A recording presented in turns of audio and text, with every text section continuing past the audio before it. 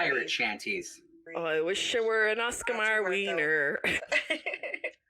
So unprofessional, guys. Yeah. Welcome to the Wrong Indian Podcast. Native Americans of all trades, masters of none. What does that mean? Oh, we have a lot to say. We are not the expert. But we talk to the experts on a variety of issues. I'm Brittany Schulman. Kenrick This This is the Wrong Indian Podcast.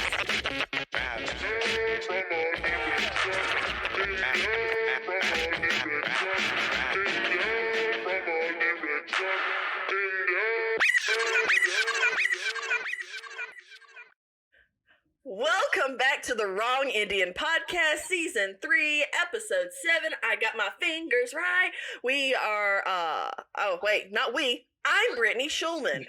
Yes, you are. Hey, this is Paula. Happy to be here, ready to roll. Quits Kamadum Benteam. I'm Kenrick Escalade from the Fort Eula Indian Reservation. And we are Native Americans of all trades, masters of none. We are the Wrong Indians. Our other co-host, John, could not be here today, but he will be back. So that's probably why we're struggling ourselves, because we miss John. We're not sacred today because there's not four. That's the problem. That's it. Yeah, it's been broken. We miss you, John. So we are starting off with our segment today in Indian country, where we're covering the news or things that are really happening around the world. But first of all, we want to say we stand in solidarity with our Asian American Pacific Islander community. We see you, and if you would like to support the community, the AAPI community, we do have some links in our YouTube bio to support some organizations, podcasts, artists, entrepreneurs, and activists. It's not a full comprehensive list, but it is a good list to start. So thank you very much.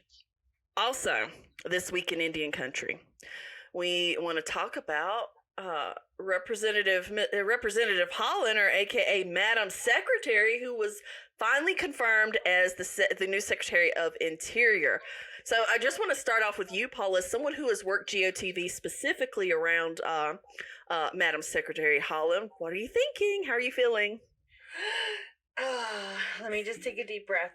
So, I made a TikTok, right, as my reaction, because I like making those authentic TikToks, and I watched it as they voted. It was really intense, and seeing Deb coming from the GOTV efforts that I did in Albuquerque for her original campaign and all of that to this is so it took my breath away. Okay, guys, it took my breath away. I took a minute for me to gain my composure after her the confirmation, and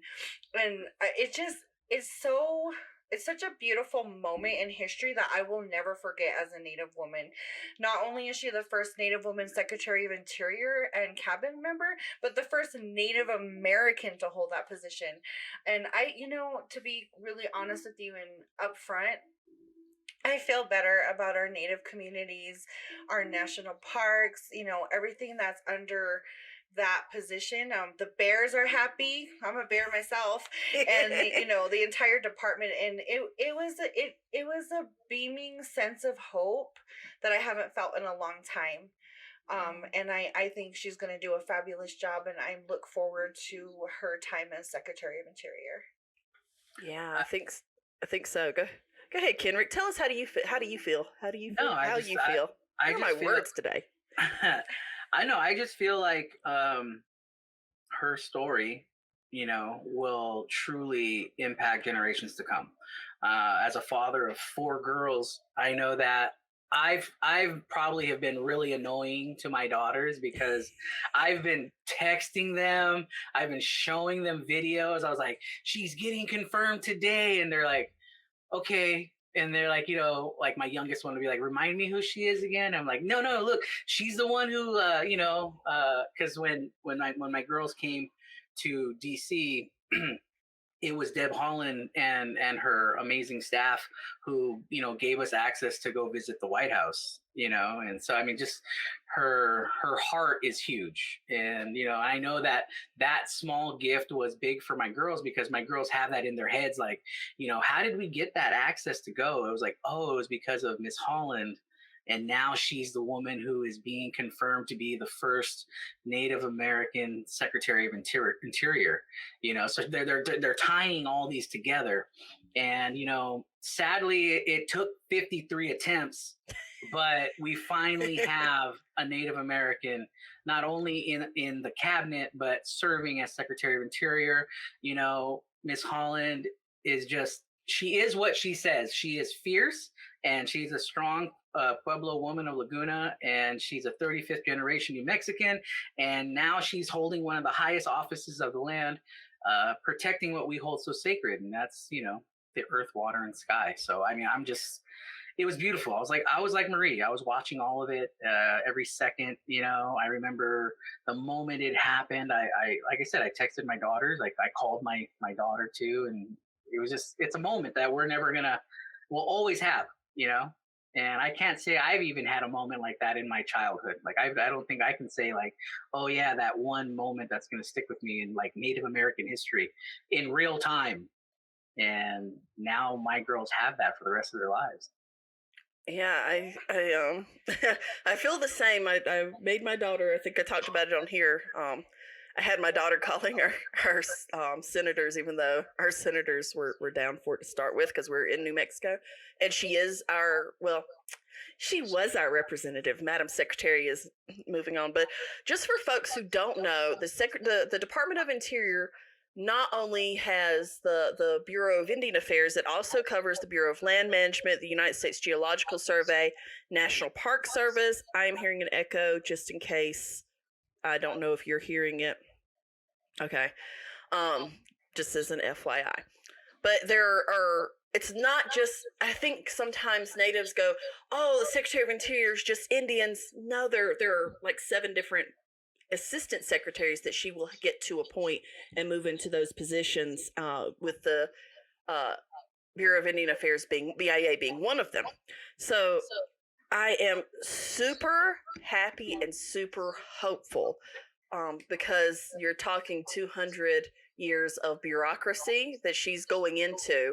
And I have seen how, as my representative, I've seen how she has been very savvy and how she gets things done. She has been very proactive in the choices that she's made. So I'm very hopeful that she will do a really good job. And I said this the other night too, is that her biggest victories will not be like things you could put on a poster or something that's shiny and look at me. Her biggest victories in that department, if she could streamline some of the ways that they do things, if she could institutionalize that they're not going to pick and choose which definition of Indian they're using that day, which some previous administrations, not just the last one, but lots of them have done in the past, that would be amazing and awesome. So I'm very hopeful in that regard. I mean, isn't it just great to think that Miss Holland has had 3 Madam Secretary. Exactly. Madam Secretary. Yes, correct me. Thank you. It's amazing that Madam Secretary has had 3 major firsts, right? The first one was being one of the first Native American women to serve in Congress. Now she's the first Native American woman of color to serve as our Secretary of Interior, and she's the first Native American to be in the cabinet of the White House.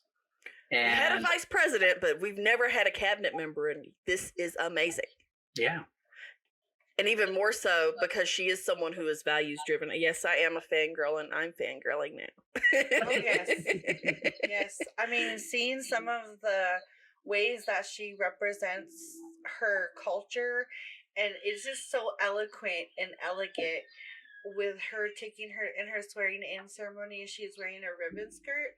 It is awe-inspiring, and it gets that little lump in my throat as a Native woman, that there are other Native women paving roads for us in these spaces and representing and holding space. It is such a emotional sort of like, that's my sister, that's my auntie, that's me reflected in those positions. And it gives me chills every time when I think of my babies, my nieces, and the quality of seeing someone represent. And you know what? Like, one of the last things I'll say is that, like, for me, when I've seen her be in a room, the Secretary Holland, she just owns a room, and I don't think she does anything that she does. It's just like, it's her presence and how she carries herself and how she carries herself professionally. It's when she walks in, it kind of reminds me of, like, when you have like that real pristine elder status, and you walk into that room and you're like, oh, it's so, like, you gotta be on your A game around her, because she, that's somebody. And that's how I feel when I see her in the halls of Congress. I've been blessed to be able to say I've witnessed it. And, like, literally, she walks in and it's like everything divides for her. And I think it's beautiful, and she deserves everything that she's got. I'm gonna jump in really quick, but then she demands the room, commands it, but the way that she approaches people isn't in that air of right. You are correct. She's like, she's coming at you as a relative, as a family member, as a warm-hearted individual, and that it's exquisite. I'm like fangirling too over here. There are two things during her hearings. I was like, okay, this is #Ansi Status. One was the representative from Alaska, Don, I forget his last name, who is probably on the complete opposite spectrum of where she is views-wise and politics-wise, who said she will listen to you. She's going to do her job, which is to fulfill the president's agenda. But she will stop and she will listen and she will take in what you say. And she's not someone who's going to completely outright reject you. The second thing that I saw during those hearings was Auntie finished her coffee cup and then put it in her bag. You could also. I mean, it wasn't this coffee mug, but if you but would we like could send one to her. It's on the list. If you would like to support the podcast, you can get some Native Humor is Something Else mugs. We have them in red and blue. I want to say shout out to the folks who have been making purchases. Thank you so much, because the proceeds go to support the channel, go to support this podcast, and we really appreciate you. Use the code WRONGINDIAN. That's the word wrong, the letters NDN, at www.brittanyshulman.com/merch. Get you 20% off, and then we know exactly where the funds need to go to. So thank you to those who have continued to make purchases, support the podcast, get you some Native Humor mugs. There's something else, I say. Also, we had the opportunity to interview TikTok star BenzoPrime, and y'all, he is, I mean, I don't know if you watch his stuff. If you haven't, you should. You're missing out, first of all. Second of all, he was so much fun. He was just a cool dude, man. Welcome back. We'd like to welcome you to our series, Creative Natives, where we interview natives with interesting jobs. And today we're interviewing BJ Johnson. BJ Johnson's better known as BenzoPrime, with his funny, self-made characters on YouTube and TikTok, with over 900,000 views on YouTube, with nearly 16,000 followers and over 200,000 likes on TikTok alone. BJ, welcome to the show, man. Hi, great to be here. Good to be here again. Good to be here. You all look great this morning. I tell you that. Awesome. Well, thank you. So before we get to the interview, we like to play a little game to get to know you a little better. The game we play is called This or That. We're going to give you two choices, and you get to tell us which of those two you would prefer. Okay, you ready? Yeah. So would you rather wear the same socks for a month or the same underwear for a week? Same socks, because your feet move around more often than your underwear does, and when you move your feet, your smell don't stay on the seats. I work at a casino. We do have that problem. Oh.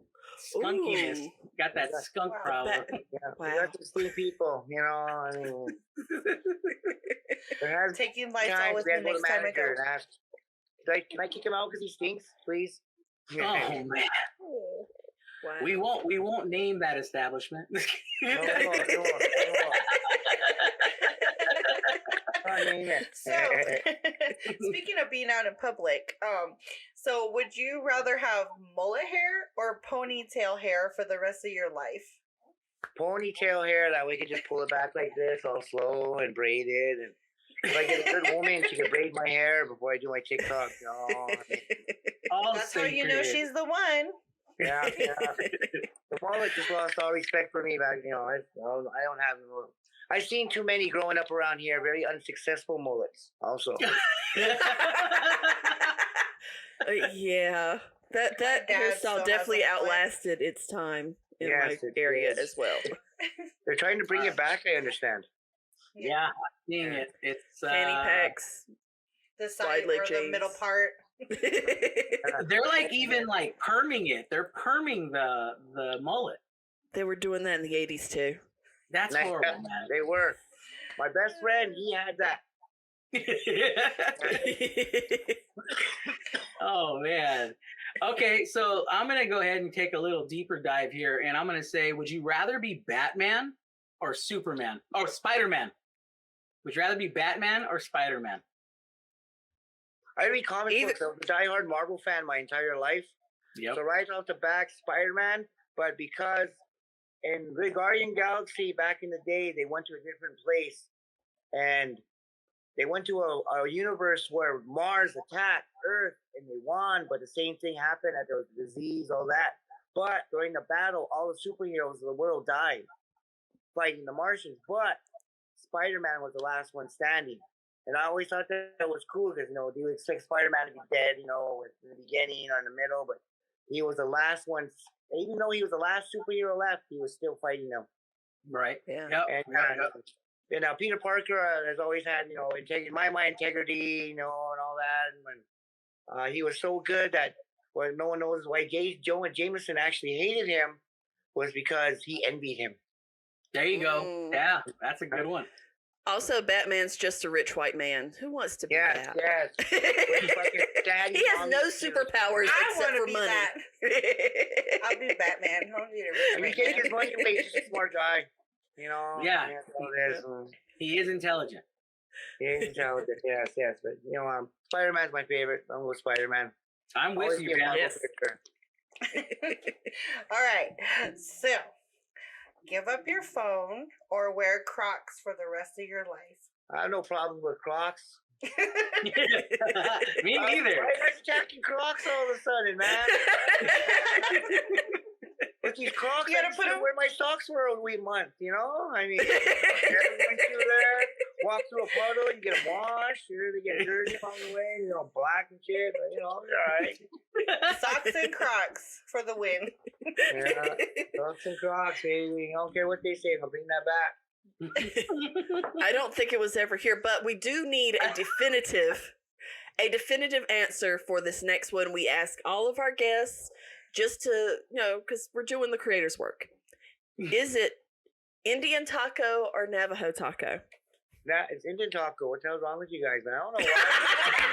I'm certainly just trying to fucking take it over, man. I mean, Here's the thing. I can say yes because we're not outnumbered today. yes. It's Take Indian that, taco Maria. belongs to all of us, all right? Unless you can find some historical facts that the Navajos were the first one to make, and I'm talking archaeological evidence. All right? I need the beans from the first taco to be fucking carbonated. And I need, we would need witnesses. Actually, not your own witnesses too, because we all cover for each other. I mean, come on. Not against the Navajo people; they're great people, but I don't like the fact they try to take it over. Oh, well, I there just you have call it, it- folks. I just call it great branding, so I don't know about you. Indian tacos, the signs are all over the place for the powwows. Indian tacos. Go to Arizona, all of a sudden Navajo tacos. What the fuck? Really trying to apply to the tourist, I thought, I actually want to in case you didn't know, our Marie is a proud Dene. So, Hi. Why y'all trying to take it over then? I suppose it was like some woman, like, we should do, you got that one woman on a tribal board. Well, it'll be great if we renamed it Navajo Taco. And then, they had a meeting. And that's it. And that's how the brand. Daddy Nez took it over. There you go. Try to, but it's like Mean Girls. Quit trying it. It's not gonna catch on.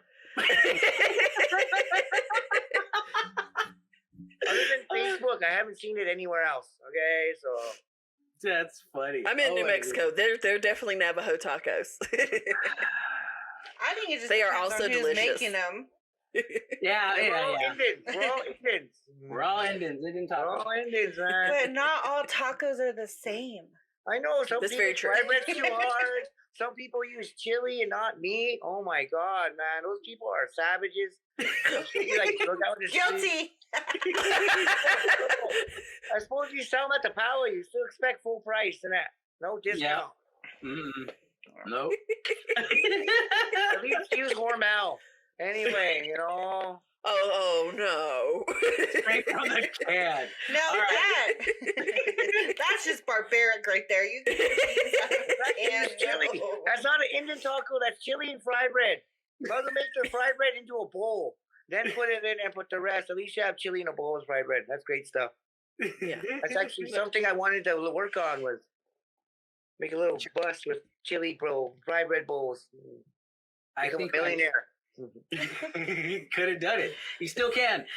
So before we get into our questions, we'd like to get to know you a little bit better. So can you share with us just a little bit more about who is BJ? Who is BenzoPrime? Okay, I'm Sioux Boy, born and raised on Fort Peck Indian Reservation, North Sea, Montana. Went to Brockton High School, a small town on the other side of the res.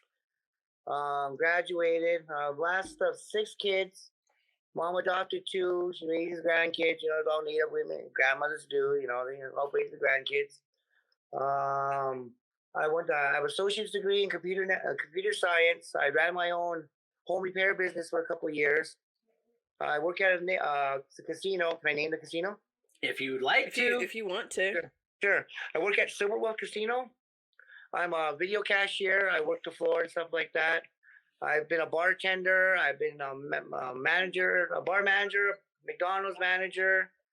I worked at a Hardee's. I worked at a Dairy Queen. I worked at a dispensary, Medicine Creek dispensary. Or I did for a little bit. I just recently quit due to time situations and time with my son. I'm a single father. My son is 9. His name is William Prime. He's named after Optimus Prime. He's great. He's just like me. He's just crazy. He loves doing videos. I'm actually working on his stuff for his computer and ordering equipment so he can start streaming his games. He is crazy. He is insane. He's adorable. I love him. He's my life. And I feel sorry for the future because he's going to be crazy. I got on TikTok during, we were shut down due to COVID. Shut down for months. And then my friend, Nikki, she got on TikTok, and she's a real pretty girl. She's a real pretty girl.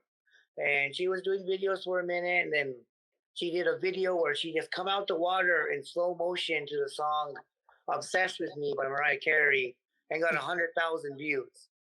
Wow. So then she said, "You should try it." So I jumped. So I said, "Well, shit, Nikki can get 100,000 views. Watch this." And then hold my beer.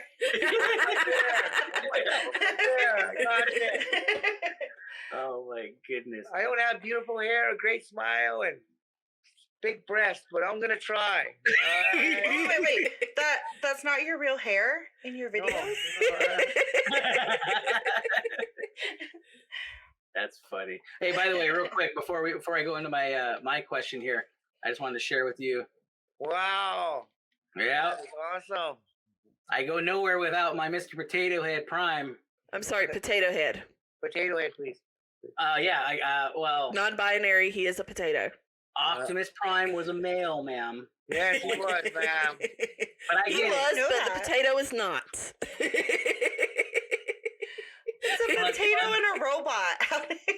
I mean, fun fact: a potato is non-binary. I mean, they do self-create. So, anyway, I have a now we hit the hard-hitting things. Continue. Yeah, now we got that out of the way.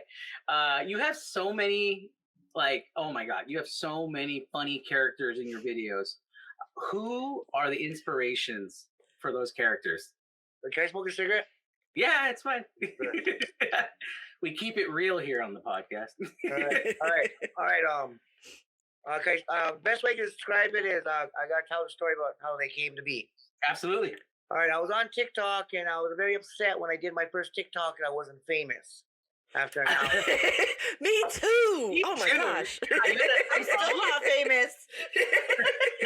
I did the casino scene where he's talking to her saying, I remember when you were 14 years old and all that, he was crying, all that.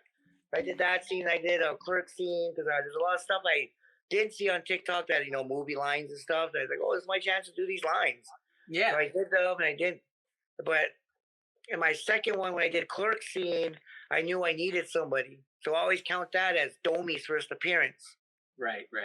Because I did I did the first line, and he did the second. Then over time, I had all these ideas. I knew I needed people. And the one problem with doing videos is people that are consistently ready, available, and have no shame and really willing to do what you want them and the lines and act the way they do. And we were quarantined, all my friends are gone and busy. And then, so I always remember, who Long Beach Griffey is? No. He's a YouTuber as well. We're 2 million followers on YouTube. Okay. He plays all his characters. All right. Yeah. And I knew I was watching, and that was something I always wanted to do too. And when I did vines, when I did girl scenes, I would always put a towel on my head because I seen him do it. And and I used to do vines, and then over time I was like, I didn't even have names in the beginning until Braid's first skit. So I knew I had to name him, and that was the Pokemon Go skit was his first skit. Yeah. And then I realized that it worked. I would need more characters, so I started giving them names, and so I named inspiration for Domi and is basically all my friends that are always in trouble and always just up to no good. There's a lot of them. There's a lot of different aspects in each one. But that's how I define them, the merger of all my friends that are always up to no good. Braids is always that whip guy. You got that one friend that's always in love, always going to have a woman, always crying around on Facebook. Yes. And for those of you at home who are not able to see, Kenrick pointed at himself, and he's right. I'm a lover, not a fighter. Yeah. Because I'm native, I needed to make sure, a native character with braids. So I wasn't working, so I didn't have much money for props and stuff, or order stuff. It was all sporadic. It was just like instant, And so I went through some clothes. And I found my son's old pants, put them on my head. I was like, "This works," Yeah. I'll call him Braids, to make sure everyone knows these are braids. And Domi, you guys ever watch the movie Dreamkeeper? Yes. Yeah. Mm-hmm. Love that Remember movie. when Coyote and Domi were walking across the field, and he called him Domi. And Domi's always the troublemaker. If you watch the skits, whenever he is in trouble, he always say, "She's right there," or he's always the one egging stuff on, And that's why I call him Domi. And then Leah is the epitome of because I knew I needed a girl skit. I had a bunch of ideas, but I needed a girl actor. And the girls around here have shame. That's a good thing. You gotta put your shame aside when you do stuff like this and say lines, Yeah. And then I was like, screw it, I'll just make my own character and I'll name her Leah. And she's the epitome of every single res girl you know.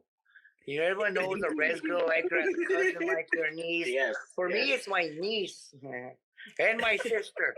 And my mom. And my big mom. And my best friend. I know all kinds of girls like that. Oh, man. Yeah, so she's the epitome of every res girl all together. And the other night, I guess I admitted that Heather was like the main inspiration is how she acts, and she has six baby daddies. My niece Heather. There you go. And 4 kids. A bunch of kids. Love them though. I love them all. They all love me. And your characters are. Sometimes I forget that you're playing these characters, and Yeah, that's they true. find themselves in these different situations. Where do you come up with sort of what situations they're in? Like, I mean, I'm pretty sure it's from your real life, but can you tell me the process in which you go through that? Okay, I'm gonna tell you this. Uncle Rip on TikTok. Mhm.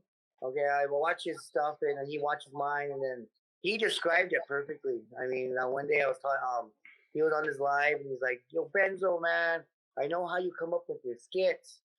I was like, "Then how? Well, how do I do it?" He said, "You sit down and you just smoke a big fat doobie, and you just laugh and you think of something and you laugh to yourself. And you're like, let's do that one, you know."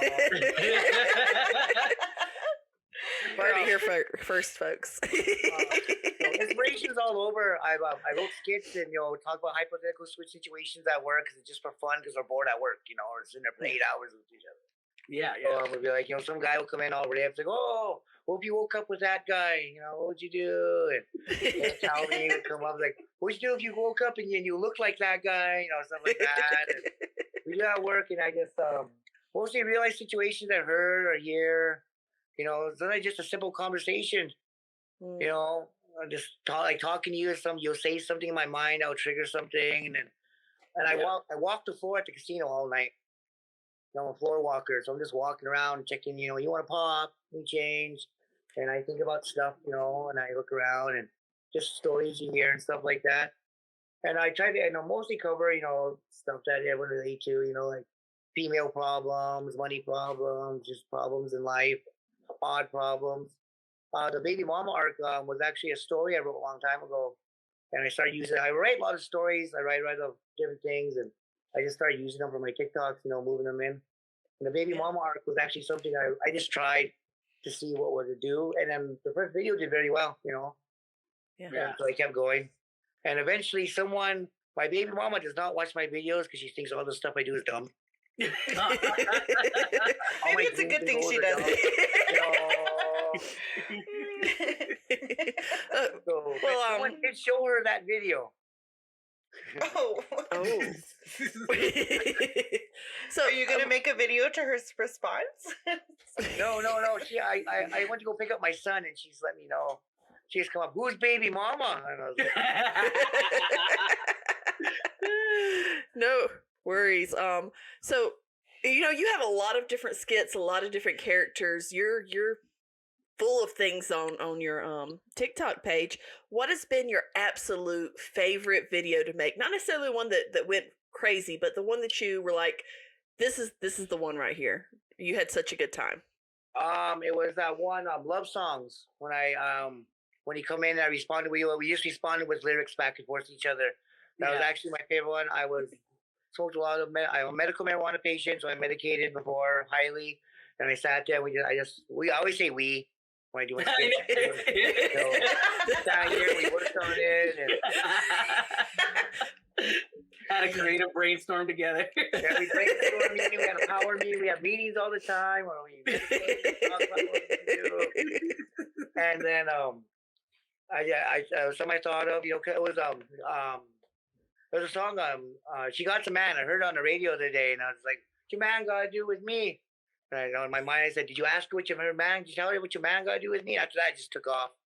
After we drive around with my friends, I had them dump me off at the house. So I go home and work on this. And after I figure out what songs I want to do, skit took about 10 minutes to get ready. Yeah. All my skits are basically impromptu. I hardly leave them down. Oh, that's awesome. Yeah. It's funny. Like, to me, it's like your timing, right? Like your pacing to all your TikToks, they do seem very like fast, like, because you always do it like sometimes with coming through the door, right away, and it's happening, right? So like for me, like one of my favorite ones is like when you go like zombie apocalypse, who are you gonna kill first? Yeah. Like that's how you do it. Like you just walk in and you present a scenario, and then like even right now, talking to you right now, I feel like I'm not even talking to you. I'm talking to one of your characters because you're wearing your beanie. I'm used to seeing you without the beanie being your actual self. But I do know, and obviously it's in your name, I do know that you have a big love for Transformers, and you even mentioned it in one of your skits before. I want to know all your love for Transformers, comics, and cartoons. What's your feeling about Hollywood's spin on all of them? Because like the number one thing that sticks to me is when you riffed on Mark Wahlberg and like Transformers, and that was just hilarious to me. I think Hollywood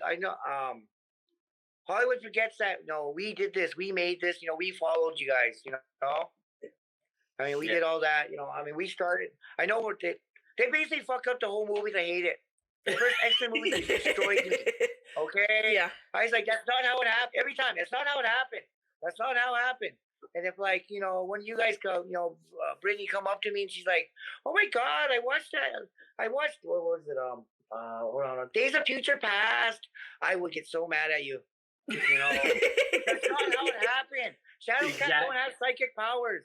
Warpath is made by an Asian guy. That's not how the story fucking happens, Yep. I'm a purist, I grew up with these. Stan Lee was my hero. I credit Optimus Prime and Stan Lee for keeping me off drugs, and being here. I would be in a totally darker place if it wasn't for their inspiration. Because growing up on the res, you don't have many heroes, and when your heroes are on paperback, and they're talking about integrity, honor, leadership, tolerance, accepting people for who they are and their differences. Know that a hero just ain't a really tall, good-looking guy in a blue jumpsuit. A hero can be a guy with a blue face and one eye, but he's a hero. He has honor, stuff like that. They taught me a lot of that. When Stan Lee died, I cried. And I was working at the beach shop, crying. And that was a tough day. When Peter Cullen goes, you're gonna have to carry me out to the bar. I'll be just miserable. My Prime is finally dead. And Hollywood just messes it up by taking their own liberties, trying to make it better for target audience. Honestly, I just want to talk to like Michael Bay. Did you ever watch Transformers as a kid? Did you ever watch a cartoon? Or do you just like look at the pictures that would be cooler if we make Devastator one of the first combiners, one of the staples of Transformers? Let's make a fucking dog. Yeah. BenzoPrime would have never betrayed the Autobots. That's another thing about that. When he did that, I stood up in my house. What the heck, And comic book movies, they mess up the origin, stuff like that. Don't get me wrong. I cried at the end of Logan. My mother, I was living with my mom. I just got split up with my ex. I was living with my mom for a little bit, and I was watching it on the computer, and she woke up 4 a.m. and looked at me, and I'm bawling, What the hell's wrong with you? I was like, are you crying? No, I'm not crying. What are you crying? I wake up the next morning to her telling my sister, woke up 4:30 in the morning, BJ's crying, look at the computer. What were you watching? I said, Logan. Oh, that's sad. I know, it's sad. Because you have no heroes, Mom. Speaking of heroes and sort of inspirations, what are some of your favorite comedians that you look up to? Do you have any that are inspiration to your? This explains a lot of my jokes and how I talk. Delirious by Eddie Murphy was the first stand-up bit I ever heard. It was on the tape. And I was a little, excuse me, I was a little shit kid. You're a shit kid, breaking windows, playing in mud, and I listened to that tape so much that I could do the whole tape.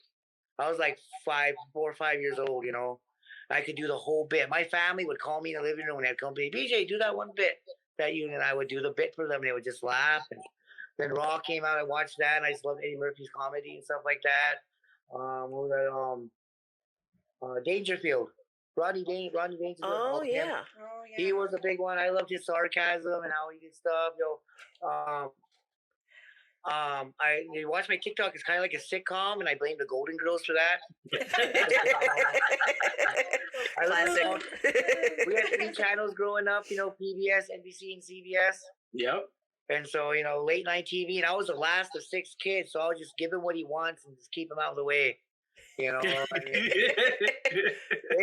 would let me rent whatever movie I want. I would watch some wicked horror movies or B movies or scary movies, and But yeah, I love Golden Girls, and I love how they snap back. And I thought it was one of the most clever comedies, dialogue wise. Yep. Like Yeah. that. Yeah.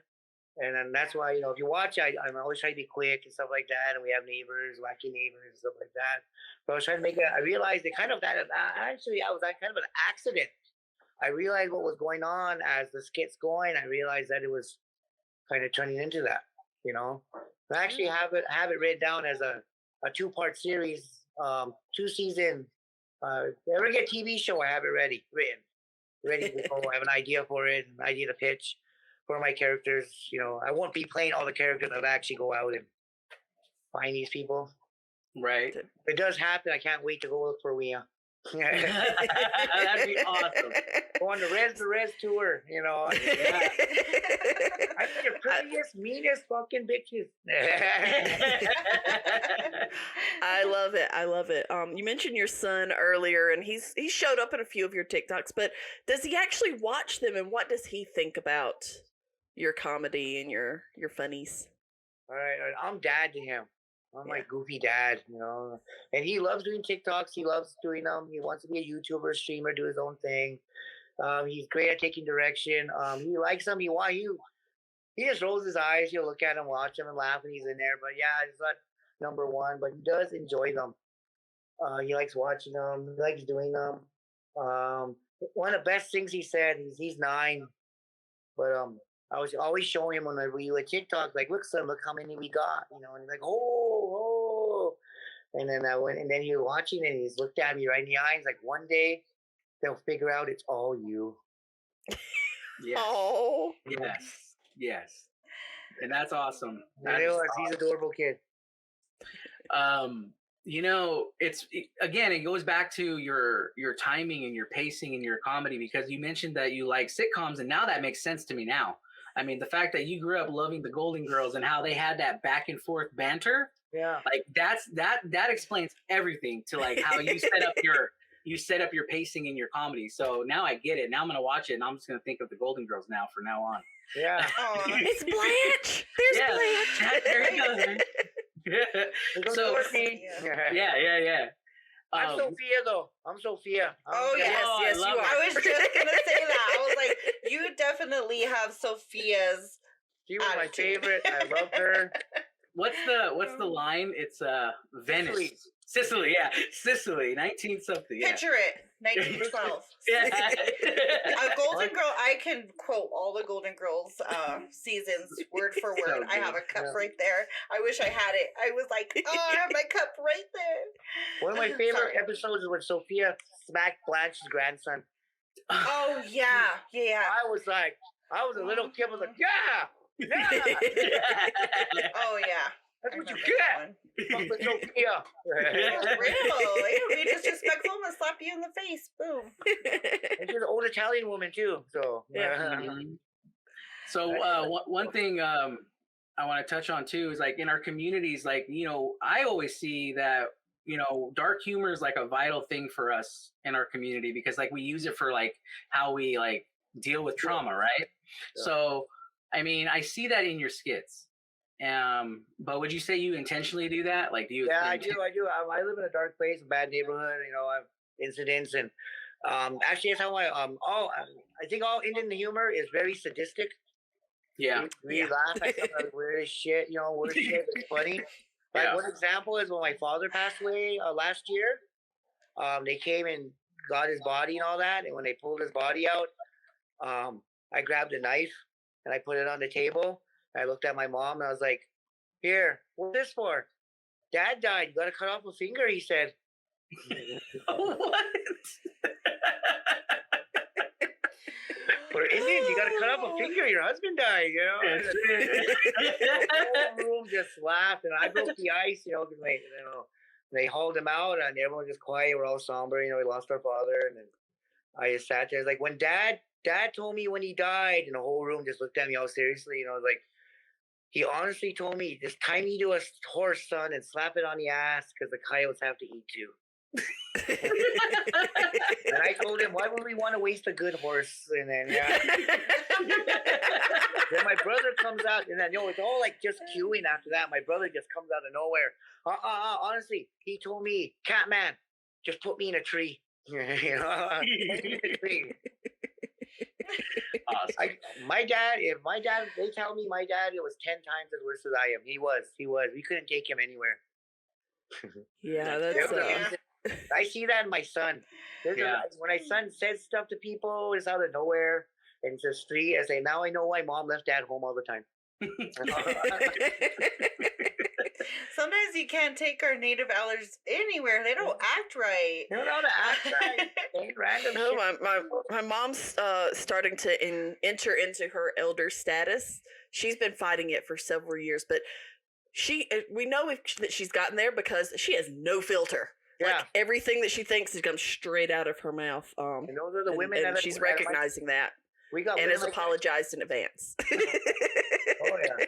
But I want to talk about your growth and how you really skyrocketed so quickly. I was looking at some of your videos, like way back, you had I think 500 followers in December, and now you're you're got thousands.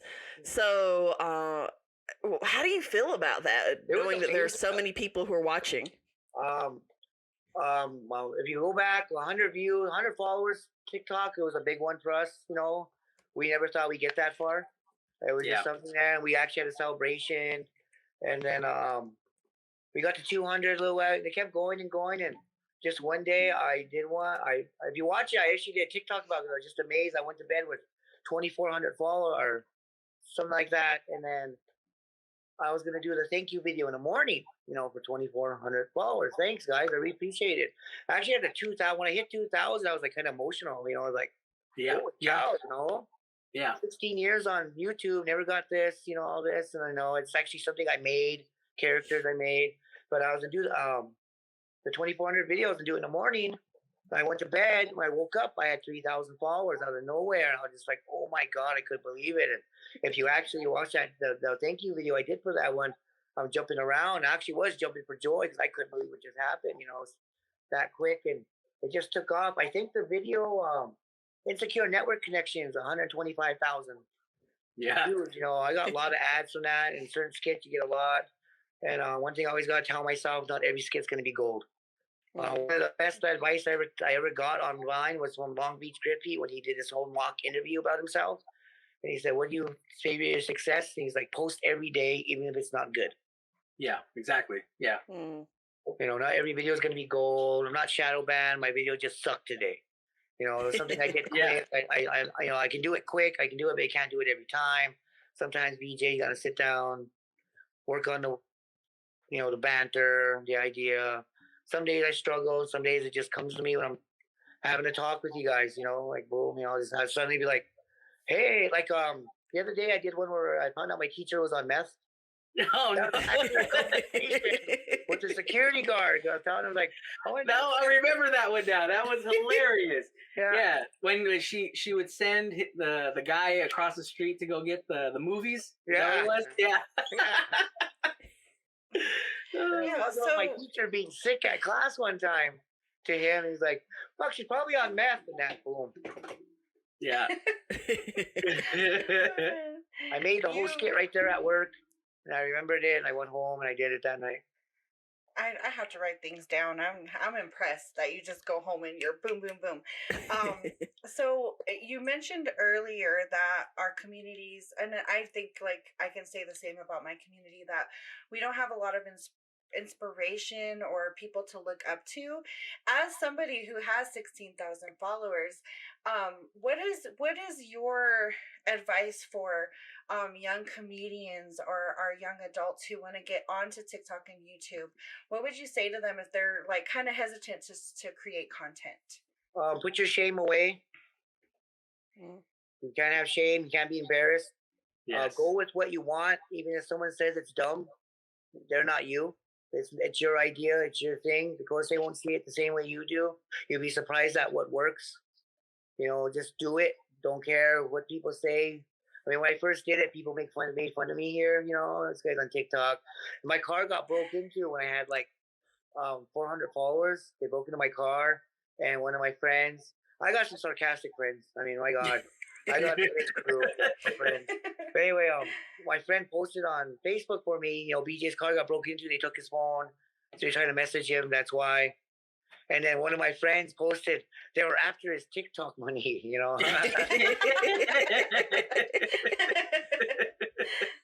And so yeah, like that. Yeah. I got some good friends. But nowadays, they make fun of me. You know, you're TikTok famous now.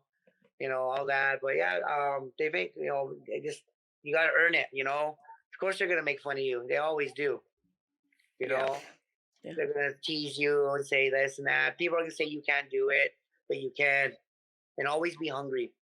You know, I mean, if you have a little success, is that really enough for you? That's why I tell myself every time I got to 1,000 followers. Is that what you want? No, I want more. Right. Oh, you got a lot of natives following you. Well, that's cool, but I want the whole world. You know.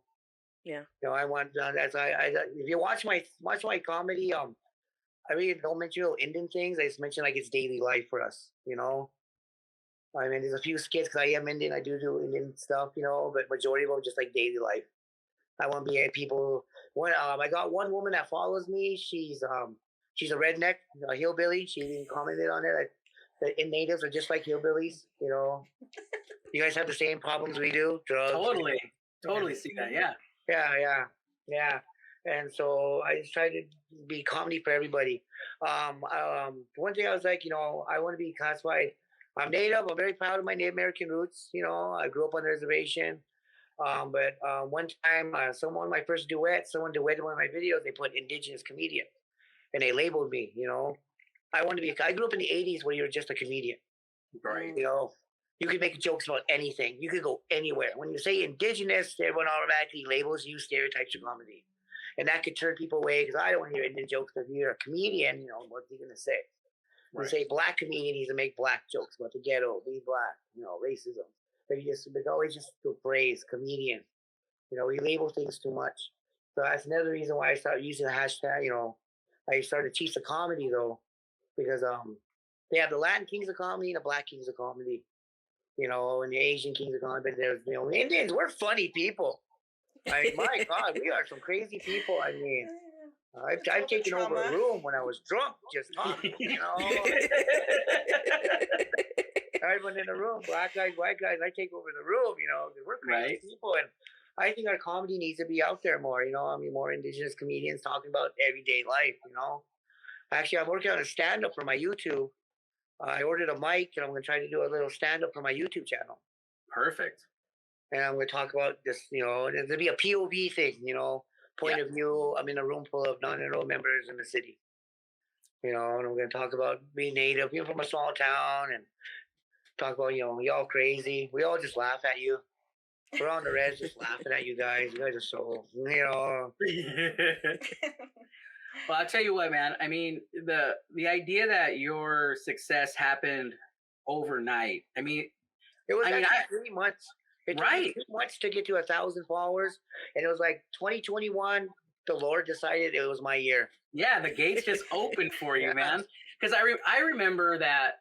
I messaged you. I messaged you when you hit like that 2,500 mark, and you were just blown away by it. And I was just like, man, just keep going, going because you deserve it. Because man, your stuff is just funny, you know. And you were pushing it out every day. And then I would see you do your thank yous. You would be like, yeah, thank you for the extra 500 followers. And the next day, you're thanking more followers because you just kept climbing and climbing and climbing.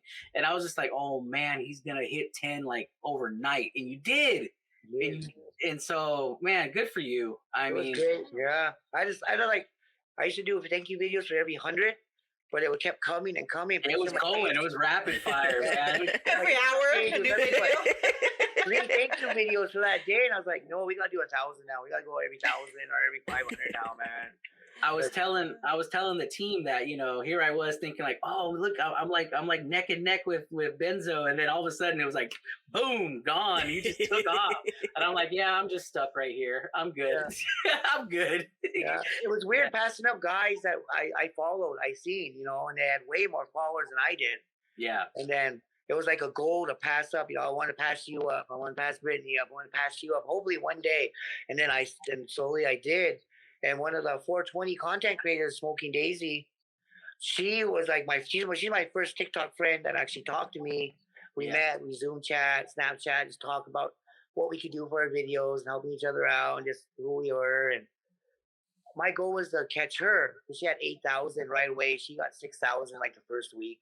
Wow. She's a pretty girl, you know. That's all that. insane. And I passed her up. And I kept passing her up, and and I passed up Tracy Sin. She's a pretty girl. She got a bunch of followers right off. I passed her up, and I passed Daisy up, and I passed Sparks. Sparks told one joke. He got about 5,000 followers in overnight. Wow. And then he kind of leveled off because he started doing duets and stuff. And then they're just passing everybody up was this main thing that showed that, what's going on here. I passed up Tracy. I passed up Daisy, I passed up people that I've been watching and, like love their stuff. And I'm at 15,900 right now. Yeah, you're right there. You're almost at 16, man. Yeah. So you're a pretty girl too. You are a pretty girl. Thank you. Yeah, someone hit that Mariah Carey song right now. Right. I think you should do it with the shorts on. No. I did the busted trend. That's as far as I go, okay? All right? You need to use that water effect feature on TikTok and just come out of the water. Yeah, just come on out. Oh, sexy. Yeah. Love it. Don't take my word for it. I'm under 2,000 followers right now. I want to mention you guys watch my videos. Hold on, I gotta move this right here. That's my dad's obituary paper. And if you watch my TikToks, you see that he's always in it. I do notice that, but I didn't know what it was. I got his humor. I always feel like he's here. That's why I always make sure that's there. I just want to mention that because anyone ever notices that. That's good, he's there. He's watching over me. And he was a funny guy. If me and him could do a video together, shit, that would have been a good one. So, brother, where can all our listeners find you? Where can they find you on YouTube? What's your TikTok channel? Where can they find you? BenzoPrime. BenzoPrime. All right, you got that. BenzoPrime on Insta, all BenzoPrime on YouTube and TikTok. Awesome. All right, man. I mean, that's it for our show. Thank you for being on. It was so good. It's so good to have you. I'm a big fan. I mean, you can ask these lovely ladies. I've constantly have tried to say, hey, we need to get Benzo on. We need to get Benzo on. And they're like, all right, cool. So it's an honor to have you here. I appreciate the opportunity, man, because I did have a radio interview local and it got canceled. Oh. And I think it's because that woman that ran the station probably seen one of my videos and they're like, no way. She's like, that's about me. I know it. I know it. I've had that happen, man. Who's baby's mama? I got blocked one time after a skit. Awesome. Well, thank you so much. We appreciate having you on and just really enjoyed it. Had a great time. It is, man. Like, first time ever. I really appreciate it. Awesome, man. We'll talk to you soon, okay? All right, thanks. God bless you guys all. Be good. Y'all, that was such a cool interview. Amazing. It was like sitting with one of my uncles and just cracking jokes. Right? Yeah. I mean, for me, talking to BJ is like talking, because in my community, I surround myself with cultural singers, and he reminds me of a bird singer that I know. He's just one of those. He's one of those bros, that you just make jokes up all day. And so I completely relate with him, and I enjoyed the interview, and I'm thankful that he came on, and I hope we can get him on again. Absolutely. And if you're not watching his TikTok videos, you should be watching them. But we've also got some other things in the segment. What are we watching? So, Kenrick, what are you watching? Oh, you pointed the wrong way. I mean, come on. If you're watching us on YouTube. Ah, shucks. Yeah, on YouTube. Every time. Kenrick, what are you watching? There you go. Okay. Oh. All right. So what I'm watching, pretty much everyone in the world's probably watching it. If you're not, you're sleeping on it. I watched Zack Snyder's Justice League on HBO Max. Brilliant. As I posted on Facebook, I said it was a chef's kiss. It was just, I'm thankful. I'm just because I wasn't really one of them. I'm thankful for all those, Zack Snyder fans who just put it in existence that there was a Snyder cut out there and that it needed to happen, and it finally did, and it was just beautiful. It gave us everything we needed. It took away all the campiness that was so lame from the original, which was from Josh Whedon. And and then you look at the backstory, that you think that there was some creative control and there was some racial issues going on in the background with the Whedon cut, and more specifically to the character Cyborg. The actor has come out and said that there was a real bad environment during when Whedon took over, and you see that in the Whedon film. You see that the character Cyborg was like completely almost cut out of the film. And you watch the Snyder cut, and he was the heart of the film.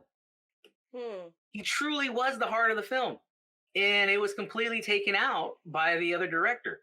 So I'm thankful that we were able to see that, and I was thankful for just be able to see all the other cool things.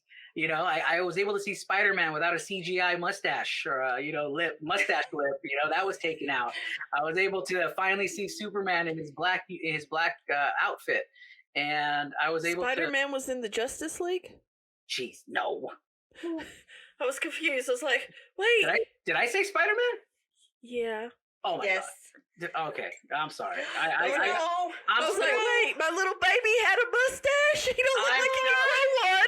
I'm still living in the Benzo interview. No, Superman. I finally got to see Superman in his black outfit, and they got rid of all that horrible footage with the horrible try to erase the mustache lip that was in the Whedon cut. And I think for me too, it wasn't a big part of the movie, but being able to see Jared Leto's Joker have a conversation with Ben Affleck as Batman, I just thought so freaking cool. It was so cool. It had nothing to do with the movie. Nothing. It was just one of those like nuggets that Zack Snyder gave you. Like, here you go, guys. You guys needed to see this. And I loved it. I thought it was the best interaction between a Batman Joker combo since the interrogation room with Christian Bale and Heath Ledger. I think it was really good. So I have a question. Yeah. Did they just recut Justice League, or did they refilm it? They just recut from what they had. I don't know the I am a Marvel girl. Right. Okay. Sorry. So Zack Snyder was going to create this entire DC universe, right? And he started with Man of Steel, and then from Man of Steel he created Batman versus Superman, and then that was going to lead into the Justice League, where he basically gave creation to Wonder Woman, Aquaman, everything that we're seeing, in present day. Unfortunately, what ended up happening was in the beginning of filming Justice League, his family, they lost a child.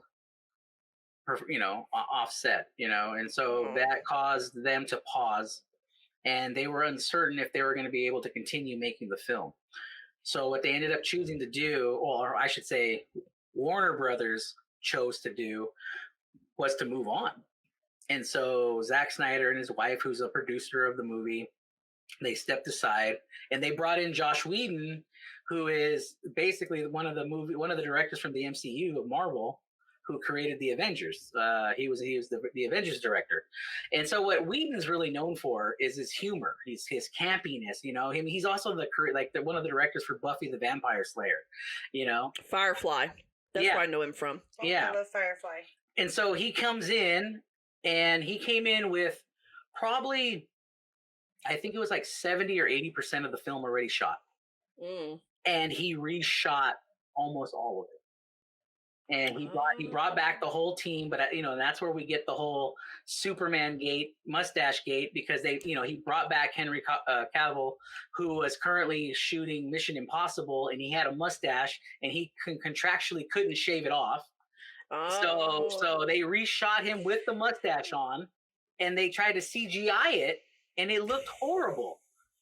I have a question. Yeah. Does my mustache look better than that one? It does. How do you like it? I can. I deal try to with it. CGI my mustache out every episode too. So, I just called a razor. Yeah, I'm not contractually obligated to keep it. I mean, apparently, I live with a CGI'd mustache off. I can't grow Wait, one. you got one? Exactly. I can't grow one to save my life. But anyway, so Josh Whedon completely reshot the whole thing, and it came out with like just horrible reviews. I mean, people were just like, "What is this?" But there were some diehards who just kind of accepted it. I mean, when I watched it in theaters, I walked out of there feeling gross. I was like, "This is not what I wanted, not at all." And then it comes to realize that it was because it wasn't anything that Zack Snyder wanted. So finally, because of the fight for the Snyder Cut, HBO Max purchased the rights and paid Zack Snyder to come back and film and make the film that he wanted. And he created a 4-hour masterpiece, in my opinion. It was 4 hours. 4 hours. It was amazing. And I'll tell you what, it wasn't slow paced. It wasn't slow paced. I sat through it and I watched the whole thing. That's half a work day.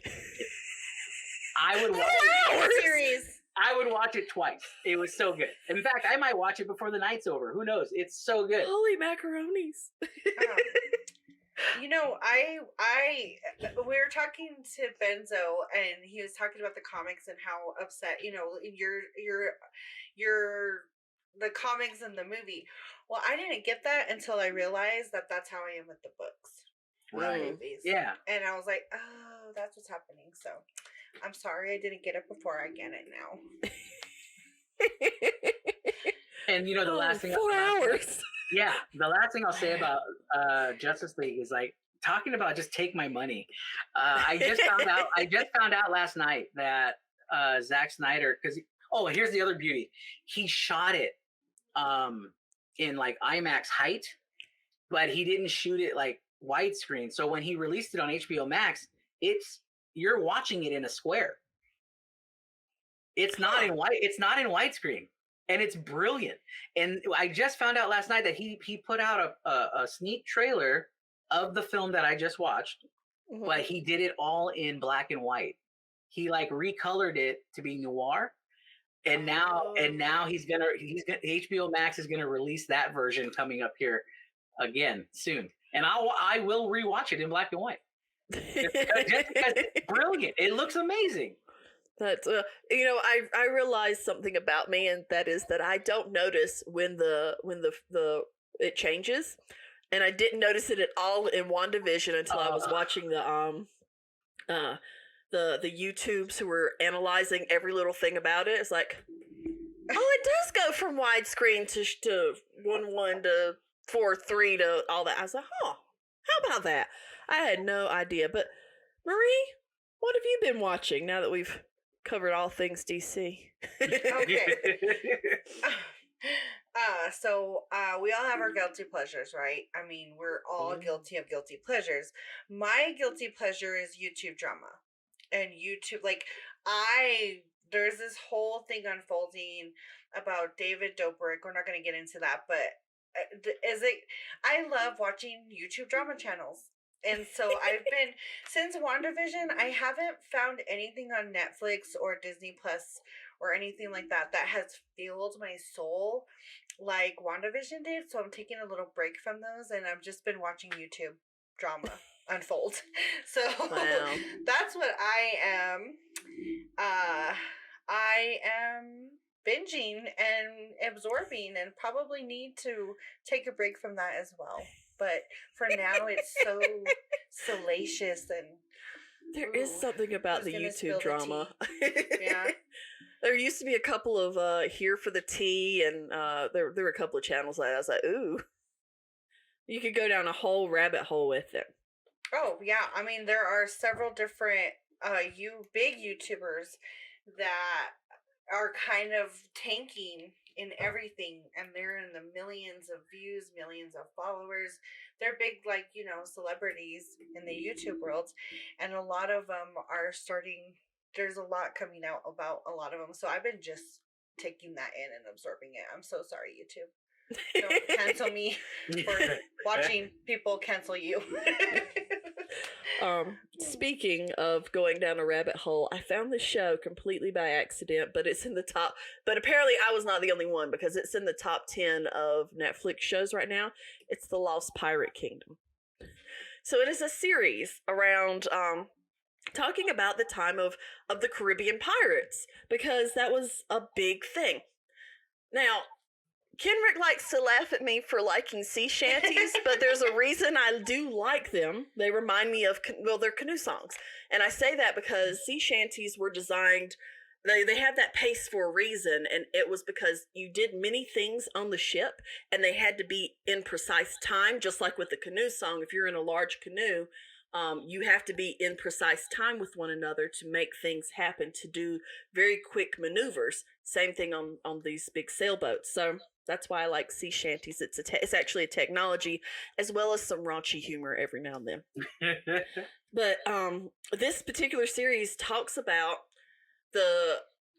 if you've watched Black Sails, I think that's on Stars, which I did because I don't know why I am fascinated with pirates, but there was this, and it was a very short period of time right at colonization, particularly when Spain was stripping the indigenous people of their silver. American silver and gold funded the Renaissance in Europe, and it helped pull Europe out of the Dark Ages, and it really sparked a new economy for Europe. And this is the time that it happened because pirates originally, for about 12 years, were paid by the different kingdoms to intercept different ships. And they did it intentionally to stop wars between each other and to, steal from one another. And they were actually paid privateers. And then England, who wanted to stop the war between them and Spain because they were losing and then ended up winning, said, we're not going to fund the privateers anymore. That left thousands upon thousands of seamen, yes, I said it, without a job. And Wait, so what? they actually started their own pretty much kingdom where they had their own rules, they had their own way. They were based out of Nassau in the Bahamas. If you go watch Black Sails, they kind of refer to it as that was the pirate kingdom capital. And the rules, they had rules, and it was a whole society, and it's a lot deeper than our Captain Morgan. So I find it completely fascinating, and I've gone down a rabbit hole, and there's I think 6 or 7 episodes. I've only finished episode 1, and they do some reenactments along with the documentary style of it. Fascinating.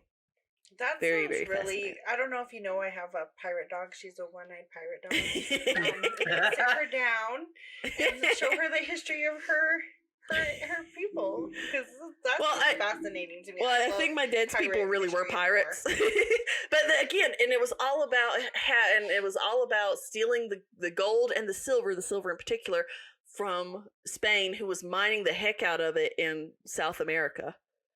Yeah, so indigenous contributions. I think one day I'm going to write the story of indigenous pirates during this time period, because I think that would be really interesting to turn it on its head. Anyway, just don't forget to not add Brother Johnny. Who? Johnny? Brother Johnny. Johnny Depp. the main pirate. Who? That's why I look pirate. Captain Jack Sparrow. Come on. Well, I don't know about y'all. Let's look at that segue, Brittany. Yeah, I don't know about y'all. That's not making me happy, but I want to know what's making you happy, because that's what we're going to do, is close the show with what is making us happy. Marie, you got anything making you happy? So happy. So first of all, I have 2 coffee makers. I have a miniature one and a large one. And I broke the glass part to both of them. So I've been without a coffee maker for about a week now. Aww. And I just love making my own coffee. I'm a coffee enthusiast. And Starbucks doesn't hit right anymore. I'm sorry, Starbucks. Don't come It's at not me. good. And Burnt. so I've been getting up early to go to Starbucks and grab a coffee because I haven't been like to get coffee. I replaced my coffee maker today, Mr. Coffee Pot. Everything is back in my life. That's my husband right there. We're getting married next week. I'm gonna marry my coffee maker because I love him. And it says Mr. Coffee, so you need to gender. But yeah, just coffee. It's just coffee. Yeah, maker. but I mean, I can just love coffee and marry coffee. But that he was gone for a week. My coffee was gone for a week. My coffee, the one that I make. So you guys see, I'm so happy that I'm gonna marry it. You know how the kids say, well, if you love it so much, why don't you marry it? That's what I'm gonna do, guys. Come to my wedding. I'll send you a gift. It'll be a native humor mug. How about you, Kenrick? Well, I tell you what, man, I love what's going on in your background, Brittany. Wow. I have no idea what's happening, but I'm in here. Which is really going to be fun when I start talking about what's making me happy, but go ahead. So, no, what's making me happy, I mean, obviously, our topics of conversation have kind of always circled around that we're living in a pandemic, you know, and I like to think of myself as a social person, and I haven't been able to be social at all for over a year. And luckily, you know, being responsible and safe and, you know, practicing social distancing over the weekend, I was able to spend some time with some good friends, a coworker of mine, with his partner and my wife. We were able to kind of do some socializing as best as we could, and it felt so good. It just felt good to have a meal together, have conversation together, and just be able to like soak each other in and laugh, and without it being like this, like in a Zoom call or, you know, over the phone, you know, and it just felt so good.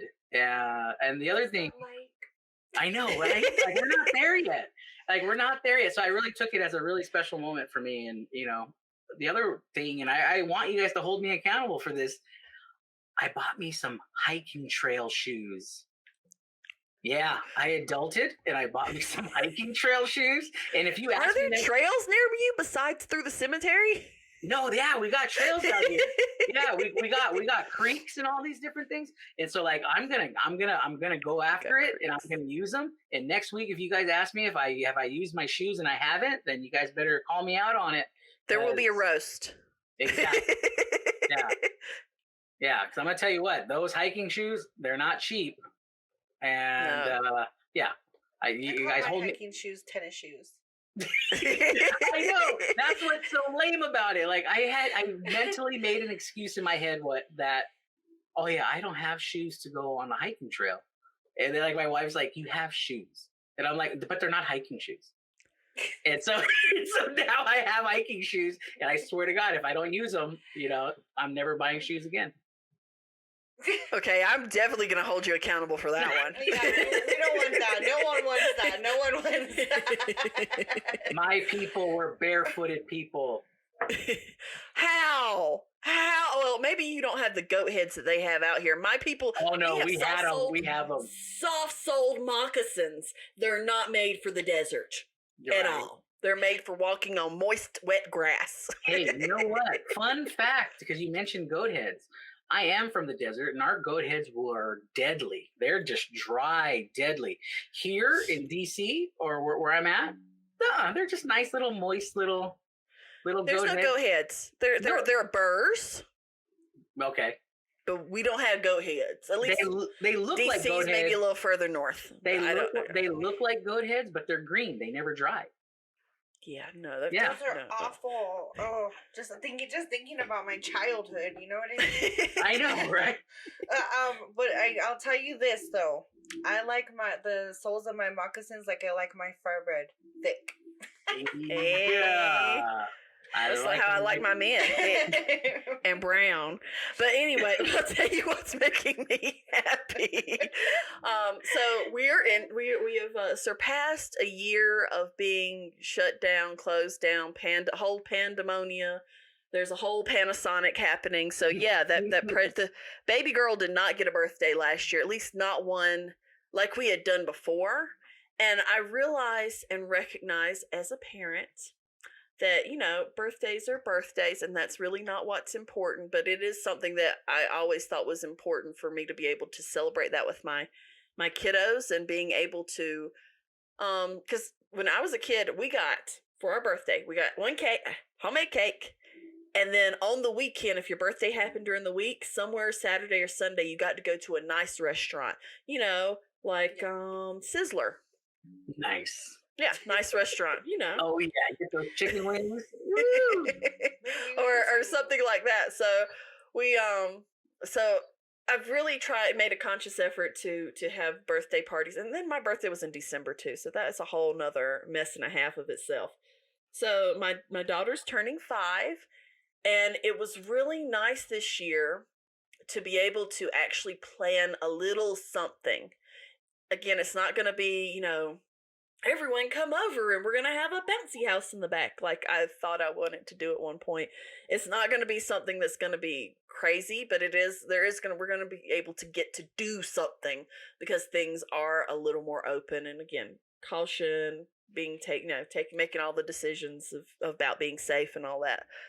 Withstanding, she's going to have a nice birthday this year. So that's really what's making me happy. I'm doing one of my favorite things and one of my love languages, and buying gifts for her, so I'm so excited. Absolutely. Yeah, I went yesterday because, you know, the Easter Bunny is coming soon, and when he comes, he's bringing them clothes and shoes. That's a responsible rabbit. Do not need any more toys.